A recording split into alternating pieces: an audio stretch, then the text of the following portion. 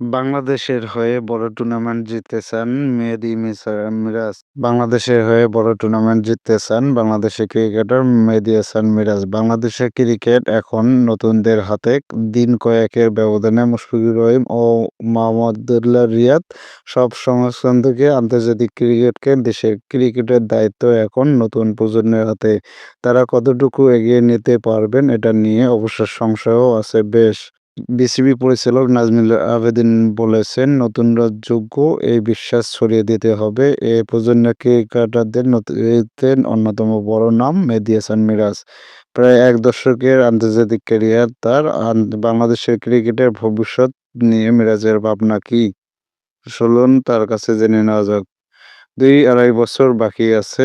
এখন থেকে দলের একটা সেটআপ ঠিক করতে হবে। কারা কোন পজিশনে খেলবে, অনুশীলন করতে হবে, খেলোয়াড়দের সুযোগও দিতে হবে।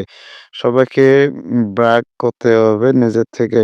প্রায় প্রতিটি টুর্নামেন্টে বাংলাদেশের ব্যর্থতার পর কারণ হিসেবে বলা হয় প্রস্তুতির ঘাটতির কথা। ভবিষ্যতে এমন কিছু বলতে যেন না হয় সেটি নিশ্চিত করতে কি করতে হবে সেটি বললেন মিরাজ। ২০২৭ ওয়ানডে বিশ্বকাপ সামনে রেখে তাই এখনই পরিকল্পনা করতে হবে বলে মনে করেন এই জাতীয় দলের এই তারকা অলরাউন্ডার। এটা একটা প্রক্রিয়া প্রস্তুতি।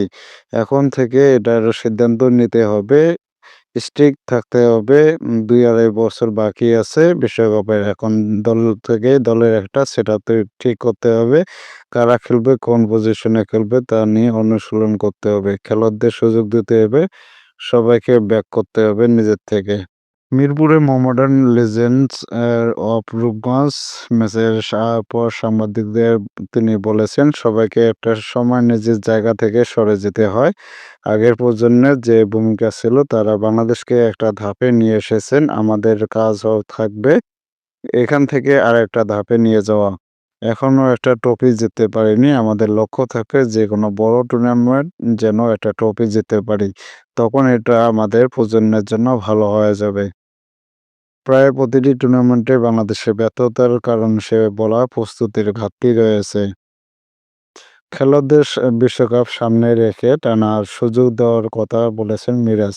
প্রত্যেকের সঙ্গে সমন্বয় করা খুবই গুরুত্বপূর্ণ। একটা খেলোয়াড়কে প্রতিষ্ঠিত করতে গেলে তাকে সুযোগ দিতে হবে। বিশ্বকাপের আগে যতগুলো ওডিআই আছে সুযোগ দিতে হবে। আমাদের লম্বা সময় ধরে প্রস্তুতি নিতে হবে। ২-৩ মাস আগে বিশ্বকাপের প্রস্তুতি নিলে সাফল্য পাওয়া কঠিন হবে। জাতীয় দলের নেতৃত্ব নিয়ে এখন আলোচনা আছে। টি-টোয়েন্টি অধিনায়কত্ব ছেড়ে দিয়েছেন নাজমুল হোসেন শান্ত। অধিনায়কত্ব পাওয়ার ব্যাপারে আগ্রহ আছে বলে জানিয়েছেন মিরাজও। এখনো তার সঙ্গে এ নিয়ে বিসিবির কোনো আলাপ হয়নি বলে তিনি জানিয়েছেন।